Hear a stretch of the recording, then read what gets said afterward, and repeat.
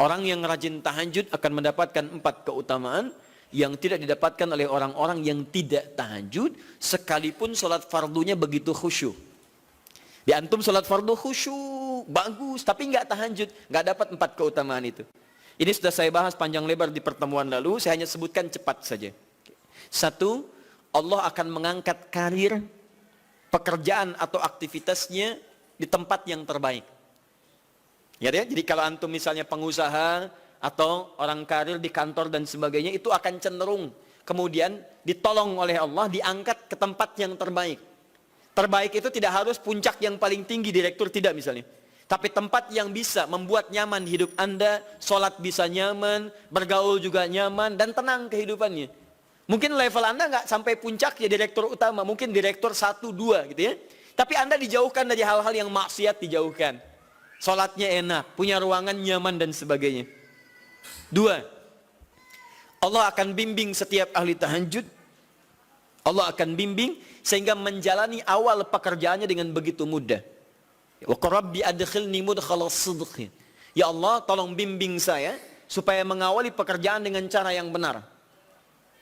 3, awas hati-hati. Anda memang posisi tinggi, sekarang dapat proyek. Apakah setiap yang dapat proyek menjalani pekerjaannya dengan benar? Belum tentu. Jangan tinggi-tinggi lah. Maaf ya, apakah orang tua yang sekarang menyekolahkan anaknya ke tempat belajar menjalani awalnya dengan benar?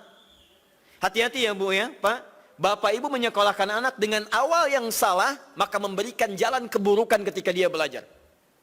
Saya katakan jangan pernah Anda masukkan anak Anda ke sekolah dengan menyogok. Bayar sekian supaya masuk, menyalahi aturan. Kalau awalnya sudah salah, bagaimana anak Anda bisa belajar dengan benar? Mustahil mendapatkan sesuatu yang tidak baik.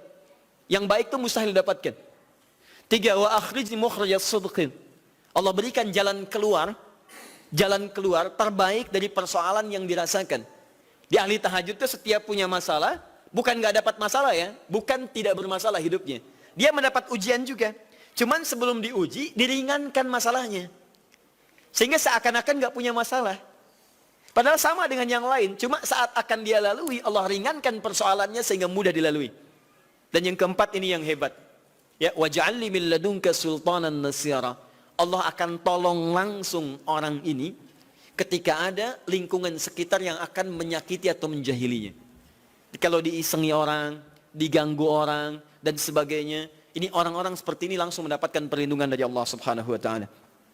Ada satu kali, ini kisah nyata, seorang saleh ahli tahajud, sampai saking ahli tahajudnya tidak ingin meninggalkan kebiasaan ini. Ini sangat nyata kisahnya dan tidak mengarang.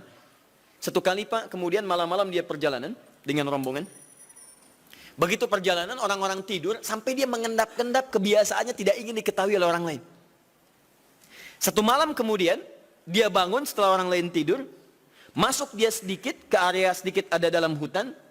Begitu sedang menunaikan sholat, dia duga kemudian tidak ada orang lain yang melihatnya. Ternyata ada satu orang atau beberapa yang kemudian tergerak, mendengar suara dan menyaksikan kebiasaan dia. Anda tahu apa yang terjadi? Dan inilah yang disampaikan oleh orang-orang yang melihat itu. Begitu sedang sholat, teman-teman sekalian, tiba-tiba baru bertakbir malamnya, lompatlah dikisahkan seekor harimau di depannya. Dalam keadaan yang sudah lapar. Saya mau tanya pada Bapak Ibu, begitu sholat misalnya Allahu Akbar, tiba-tiba samping ada harimau. Wow. Apa yang dilakukan? Kabur. Udah gak panjang pikirnya, kabur ya kan? Sekarang lihat apa yang beliau sampaikan. Begitu datang harimau itu, perhatikan ahli tahajud ini. Dia ingat dengan janji Allah. Dia ingat dengan janji Allah. Perhatikan baik-baik ya. Kalau Anda sudah punya kebiasaan Qur'ani dalam jiwa Anda, maka ayat itu akan hadir membimbing Anda dalam setiap kesulitan Anda. Apapun itu. Nabi Yusuf dekat dengan Allah. Ketika digoda muncul ayatnya.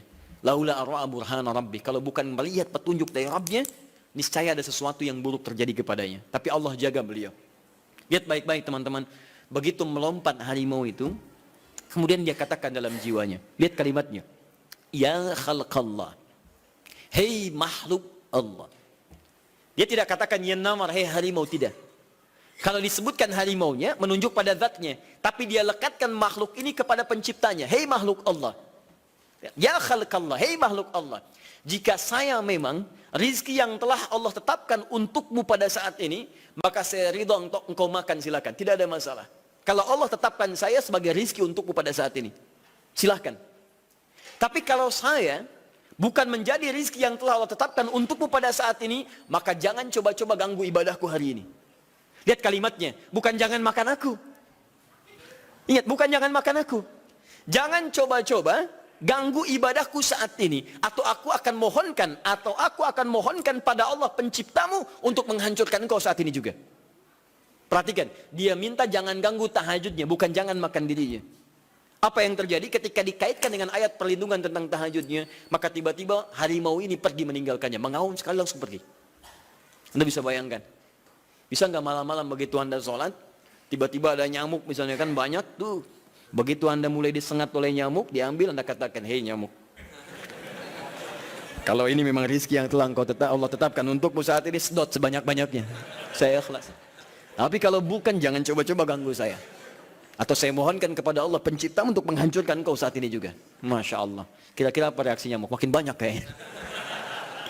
Coba cek. Berarti chemistry-nya harus lebih dibangun lagi. Tingkatkan.